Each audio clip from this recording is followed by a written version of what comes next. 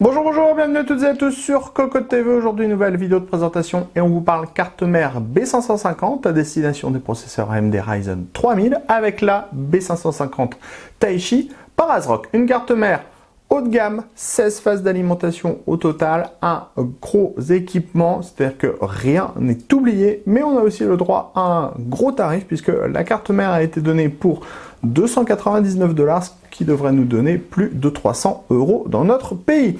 On vous propose de la découvrir, c'est tout de suite, c'est maintenant, c'est sur Cocotte TV. On commence comme toujours avec le packaging. On est sur une boîte résolument haut de gamme pour cette B550 Taichi par ASRock. On va retrouver bien sûr les logos ASRock, B550 Taichi. On va retrouver les engrenages un petit peu steampunk de cette série. On va également retrouver les logos AMD Ryzen Ready. Normal, on est sur du B550. 3e gène Ready, Polychrome Sync pour le RGB et du petit HDMI. On enchaîne avec le bundle. Vous allez retrouver des autocollants, une petite carte postale, un DVD avec les pilotes, les utilitaires, 2 scratchs, ici l'antenne à relier au bornier pour le Wi-Fi, les notices d'utilisation, 4 câbles SATA, donc la visserie pour les SSD M2 et le petit tournevis qui va bien pour pouvoir utiliser les toutes petites vis cruciformes pour les M2. On s'intéresse maintenant à cette carte mère B550 Taichi par ASRock. Sachez tout d'abord qu'autour du socket AM4, vous allez retrouver pas moins de 16 phases d'alimentation, ce qui est colossal, surtout pour du B550. Pour alimenter les 16 phases d'alimentation, on va avoir 2 connecteurs 8 pins juste ici. Ensuite, on va switcher un petit peu sur la droite pour découvrir 4 ports DDR4. Sachez que les 4 ports DDR4 supportent le 4733 MHz en overclocking et on pourra mettre 128 Go de mémoire maximum, donc 32 Go par canal. Ensuite, on a le 24 broches ATX, l'USB 3, l'USB 3.2 en type C, de nouveau de l'USB 3 et on va avoir ensuite 8 ports SATA 3. Ici, au niveau de l'armure, qui est équipée avec ces petits engrenages steampunk, ici on retrouve aussi une sérigraphie steampunk. On va retrouver la partie PCI Express. Alors sachez qu'ici on a un M2. Ce premier M2 est câblé en 4X et il est en PCI Express 4.0. Ensuite on va avoir les 3 PCI Express. Si vous êtes avec un AMD, un processeur en Ryzen 3000, vous allez bénéficier du 4.0. avec une carte graphique en 16X, avec 2 cartes graphiques en 8X, 8X, et avec 3 cartes graphiques, on sera en 8X, 8X, 4X. Attention toutefois, si vous utilisez le M2 en haut, eh bien vous allez éliminer le PCI Express du bas, puisque le processeur Ryzen 3000 a 20 lignes PCI Express de base maximum. Donc on en a 4 ici pour le M2 et 16 ici pour le PCI Express. On continue avec 2 PCI Express 1X. Ils sont en 3.0. Ici, on va voir la partie audio. La partie audio qui se veut haut de gamme. On y reviendra quand on passera à l'arrière de la carte mère.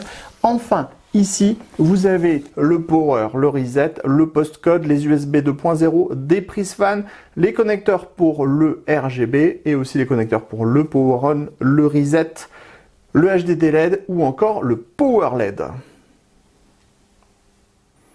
Avant de découvrir l'arrière de la carte mère, un petit mot sur le style de cette B550 Taichi. On est vraiment sur le même type de carte mère que la X570 Taichi. Donc c'est PCB noir mat, c'est ultra haut de gamme. On a des dissipateurs en aluminium qui sont reliés avec un caloduc, des parties qui viennent recouvrir tout ce qui n'est pas très beau sur la carte mère. Donc par exemple ici où il y a tous les ports arrière de la carte mère, ici on a cette énorme plaque en aluminium qui vient recouvrir tous les PCI Express. Bien sûr, on aura accès aux différents ports qui sont démontables avec le petit tournevis qui est livré de base et on retrouve ces engrenages à la steampunk comme sur la X570. À l'arrière de la carte mère, même si on en profitera beaucoup moins, c'est aussi très travaillé.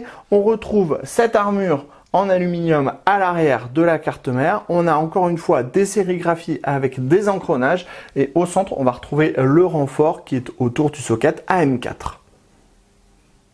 On passe maintenant au panneau de contrôle arrière. Alors on retrouve de nouveau la sérigraphie avec les différents engrenages.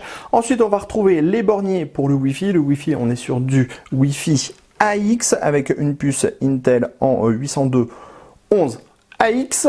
Ensuite, on va retrouver le bouton pour le Flash BIOS, le bouton pour le Clear CMOS, les sorties DisplayPort HDMI. Ensuite, on va avoir 4 USB 3.2 Gen 1.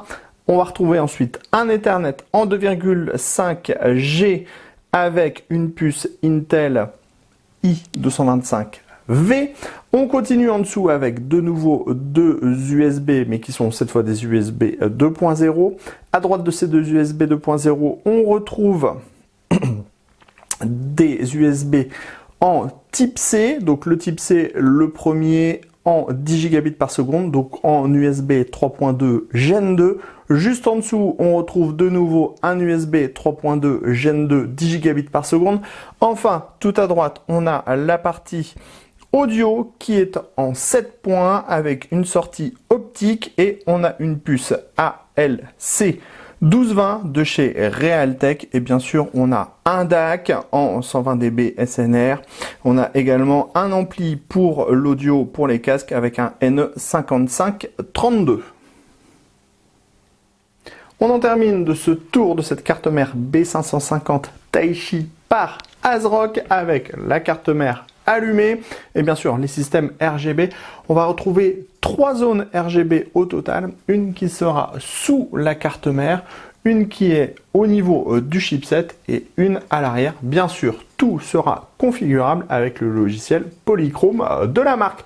Sur ce, on se donne rendez-vous très prochainement sur cocotland.com pour toutes nos news et tous nos articles et sur notre chaîne Cocotte TV pour toutes nos vidéos. Pensez à nous mettre des petits pouces bleus, des commentaires et pensez à vous abonner et à cliquer sur la cloche. Sur ce, on vous dit à très bientôt.